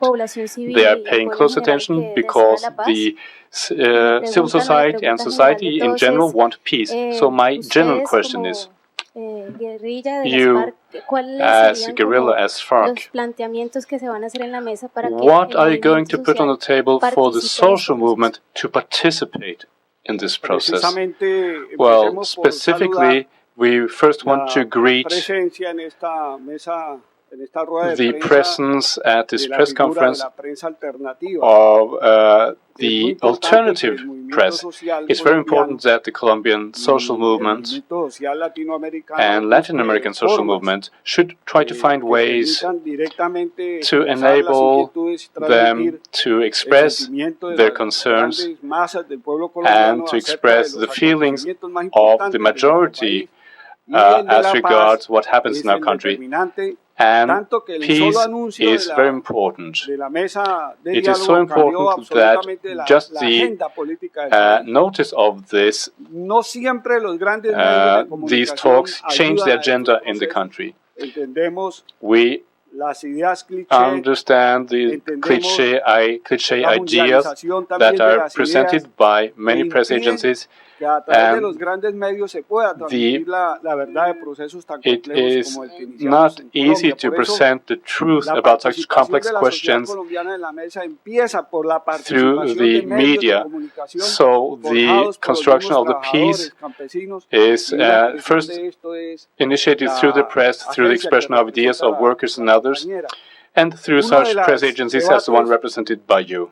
One of the most intense debates that took place in the exploratory stage was precisely this one, the one of the participation of the Colombian society in these negotiations. Ivan Marquez, in his document, explained the reasons behind the conflict and the intense mobilization of the Colombian society that wants peace and cries out for peace. So one cannot have a peace agreement in Colombia without, in these debates between FARC, the government, that also society should be present, and not only the poor sectors which make up the basis for insurgencies like FARC, but also representatives of the trade unions and economic interests that are affected by the policies that are described in the document. So peace is based on the people. Without their participation, we cannot have peace, and we cannot have a successful process of the kind that we have just initiated. Vivian Sequeira, de Reiki. Vivian Sequeira. Hola, buenas tardes. Good afternoon. Commander, or whoever would like to reply. You're going back to Cuba when, and a second question, which was asked also to the official spokesperson of the government. What is the relationship with your colleagues on the other side? How much time did you have together? How much time did you have to sit down together? Well, we will go back as soon as possible in order to take on this big task of searching for peace. Yes, we have met with the whole team appointed by the government and the President Juan Manuel Santos for this dialogue. We've had a very friendly meeting and very respectful meeting with them. We had the opportunity of greeting General Mora Rangel. He's a man, he's there because he knows about war. He should also know about peace. It's important, as we've said on other occasions, that the military also contribute to this, to look for the right path, the right avenue towards a diplomatic solution, a non-violent solution to this conflict that we're living. In one way or another, we have to get out of this dark night. We have to leave behind this confrontation between brothers, the killing of brothers. And we're talking from the depth of our heart because we really wish that this moment will arrive, but they have to listen to us. We shouldn't get annoyed for one thing or the other, or the journalists shouldn't think that, or the public opinion shouldn't believe that the FARC does not want to really face up to this process. No, for this to progress, we have to support ourselves on truth, and that's what we're going to do. Lies will not lead us anywhere, not to any solid peace, not to any stable peace. Paola Estanol, Radio France International. Buenas tardes, Paula Estañol de Radio Francia Internacional. Good afternoon. Durante su intervención, in your speech, Mr. Marcus, you said that waging war is a right. Is that compatible with what you've said in Havana, your will to enter into ceasefire, and also the agenda that talks about the end of the conflict implies leaving behind arms? Yes. In any case, we have repeated numerous times that we're looking with such peace for Colombia, and that's why we're here. We've also proposed to the government, because these are issues that have to be dealt with at the table, we've said that there's a need to stop the killing, to have a ceasefire. The government says that will come at the end. I'm sure that they need a couple of more dead or mutilated. We believe that it's sufficient. We believe that the country should not bleed anymore. We would like to spare more suffering and bloodshed. At any point in time, we are willing to discuss this bilaterally.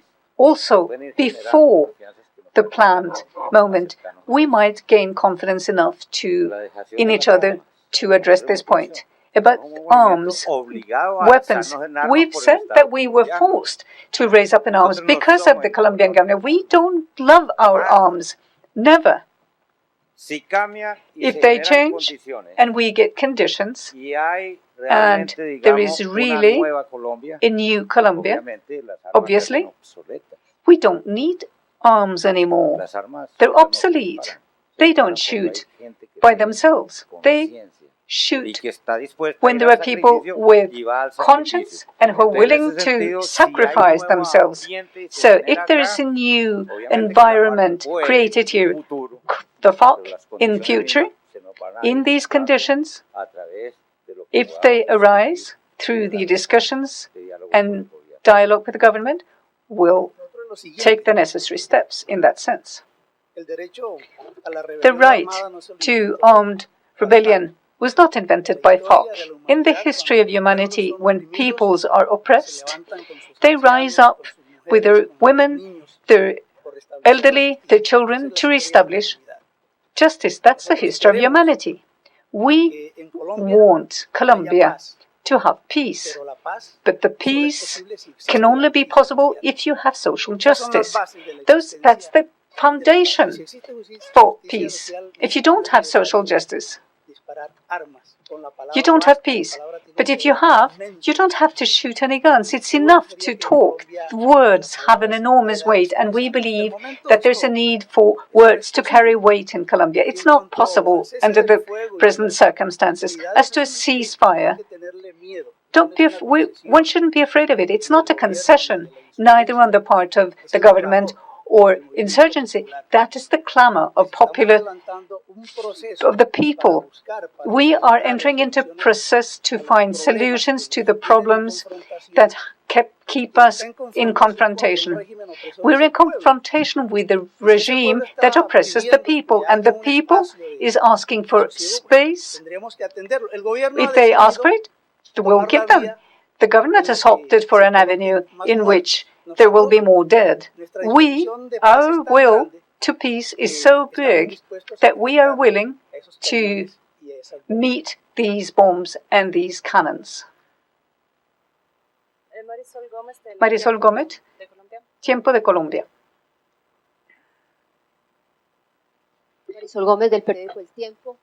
Mr. Marquez, you are the head of this negotiating team, and your speech a moment ago gave the impression that you were very distant from the 5 items on the agenda that your colleagues signed in Havana. So part of the question is for you and part for your colleagues at the table. First of all, how far are you really from these 5 items that your comrades signed? And if that is so, if they agree with everything that you've said in your speech, is that so? Because you mentioned an agenda for the new Colombia, as if we're still talking about the Cawan era.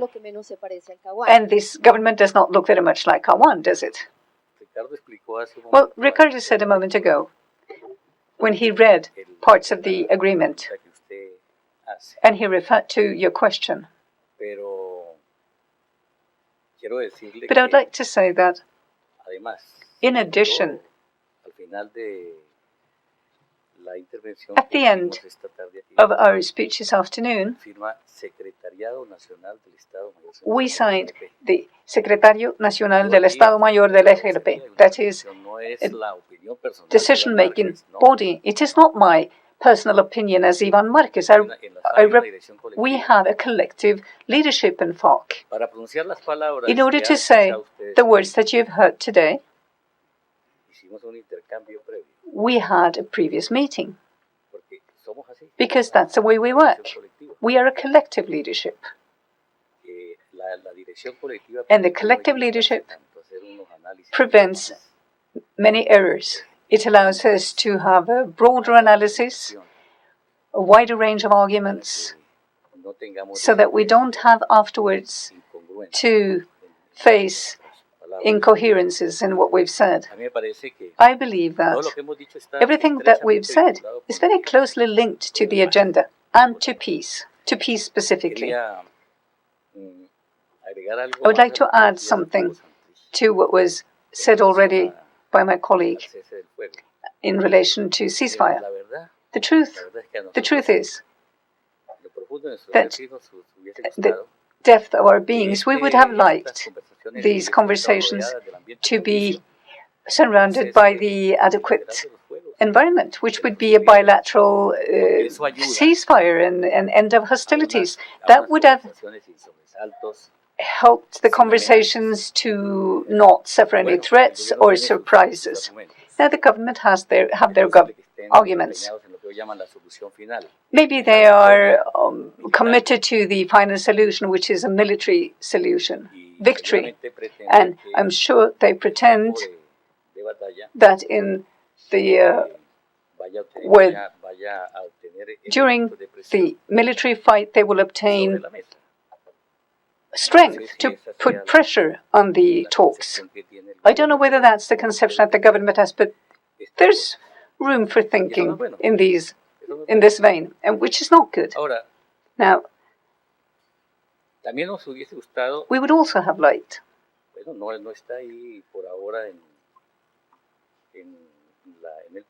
and it's not part of the project yet, the government doesn't want it in the project, but we would have liked to summon or include some items to norm and set rules for our behavior during the armed conflict, so they will be less painful and the consequences will be less painful to the civilian population. We're thinking of the population, but we could do it. It's possible. We could have done that. I don't know whether this will annoy the other party. I don't think so, because it's a humanitarian matter. And I think this is the right environment to launch this thought and go further on our road to peace in Colombia. The military game is a deadly game. I think the government will have to take a step back from that idea. We would like, in this phase, to have a game of life. And we would like to really get involved, fully involved in this fight for life. And I would like to repeat that we shouldn't see this as a concession or who is going first or who's left behind. Let's all get involved. Let's all commit to this process and let's share the burden equally. We're two parts here with diverging points of view, and we will have to sit down precisely because we need a dialogue. And I would like to say something. Many people have talked about negotiation. We're not negotiating. This is not a negotiation. We're not going to negotiate the people's interests. This is to dialogue, to analyze with the participation of the people about the medular problems that are at the root of this conflict. So I would just like to leave that very clear. It is not a matter of negotiation. Secondly, this is not talks to capitulate. This is a round of dialogue to find a peaceful solution to this long war that has cost the Colombian people so much blood, not only in our own country, but also all over the continent. Next question, Volkskrant. Hegman from Volkskrant.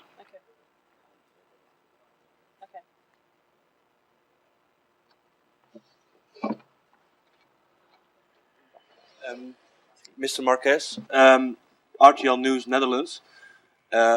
My question is concerning Tanja Nijmeijer. How important is she to your FARC movement? Pregunta qué importancia tiene la Tanya Mayhammer para las FARC.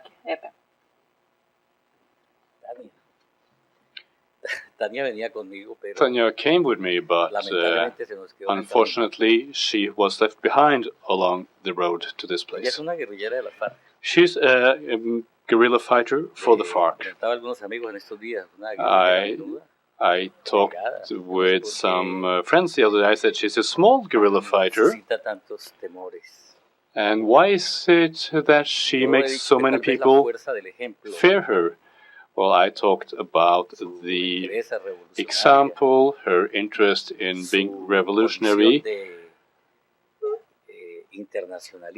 her condition of being an internationalist, because she's Dutch. She's Dutch, and she comes to support the struggle of the Colombian people to obtain social transformations. There was a misunderstanding, I believe. We heard Dr. Humberto Lacalle, and he explained his point of view. We, for instance, we come and we think, I say this, that we think that one of the spokespersons appointed by FARC was being vetoed, and that is not respecting one of the decisions of one of the parties. We do not question the appointment of any of the spokespersons of the other party, and we want this to be a mutual understanding. And this moment of crisis was something that we have fully overcome. And maybe next week Tanya Neymer, also known by the name of Alexandra in the guerrilla, we hope that she will join the negotiations in Havana. We hope that this will be a possible solution. This is what we have arrived at after having discussed this issue intensely with the government. The government has said that it doesn't refuse the participation of any of the spokespersons that FARC may appoint to participate in the talks. Well, one must recognize that in this situation, the government acted in a sensible way, and we hope that you will be able to meet her. She's also a necessary representative of women in this process. We believe that all of the revolutionary fighters, not only in Colombia, but of the world, are important, and Tanya also represents this internationalism and solidarity. And as you know, this is something that is very dear to people, and that should be taken good care of. FM Carolina Villanis.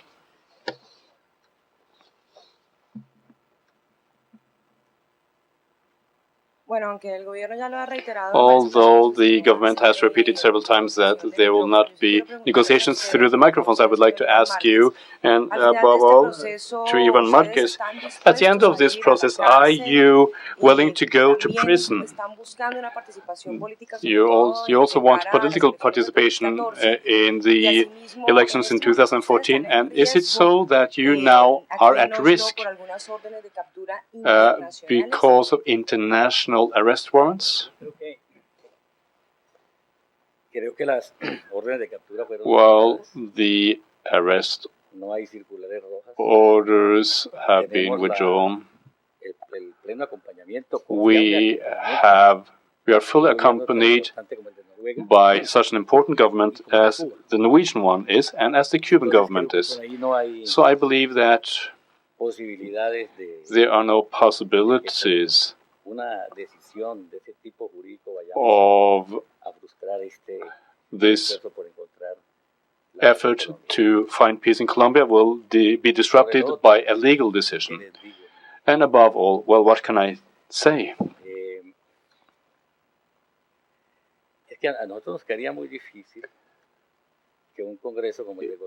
it is very difficult for us that a Congress like the Colombian one should draw up a legal framework.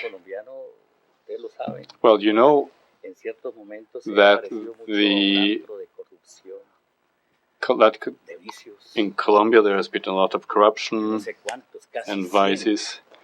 There may be almost 100 members of parliament that are accused of what we call narco-paramilitarismo, being involved with drugs and the paramilitaries. I'm not talking about the entire Congress. We have both liberals and conservatives and people from the leftist side of politics that are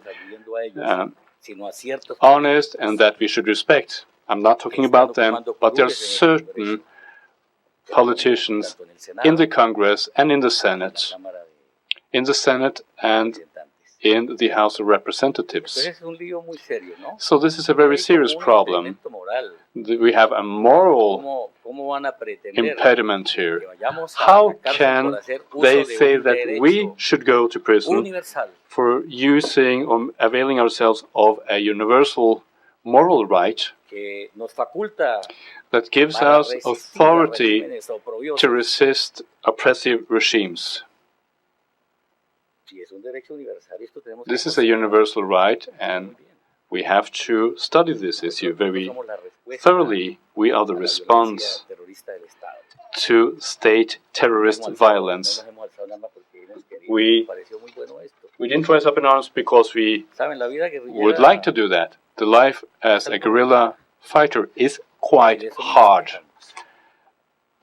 We don't complain about that. We feel proud, as all members of FARC feel proud. And we have such high morals now in FARC that our invisible chests touch the sky, as Pablo Neruda said. The question is, can you please repeat the question with the microphone? Concrete question. Are you saying that you are willing, you say that you're willing to fight for peace, and in this struggle for peace, have you considered the possibility that you, through this process, may have to spend years in prison because of this peace process? Well, we gave you a very clear answer, but let's repeat it. We are revolutionary fighters. We are not committing crimes against the people. We have a lot of respect for the government delegates, but respecting them doesn't mean that we cannot oppose their wrongful opinions, the interpretation of De La Calle as regards the victims. And he says that it's the guerrilla that is the cause of this. What about 18,000 disappeared persons that disappeared under Uribe? We're not talking about abstract things here. These crimes are committed by concrete persons and not only members of the guerrilla. If you're going to talk about the peace process, we have said that let's put the truth on the table. The pure, clean truth is the best way of convincing, said a priest. There are many shots being fired by a sector of the media counterinsurgency sector, and they do not describe the crimes of the state. So, if it is so that we will not be able to touch the crimes committed by the state, then why are we here? But we have done everything we can to make this be a sensible process, if you understand what I'm saying. We have no more time left. We are sorry. This is what we had time for today.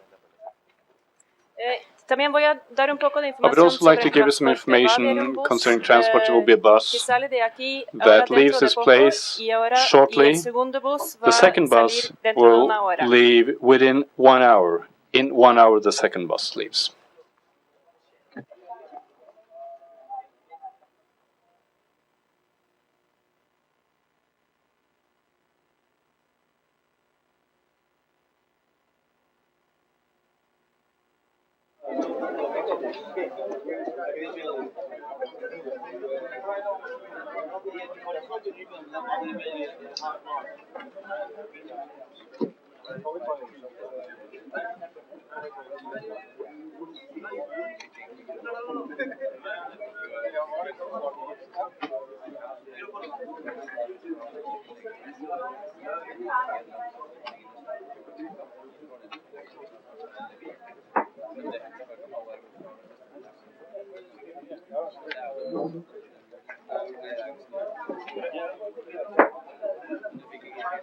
RPA Sur. La democratización de los medios de comunicación es nuestra divisa.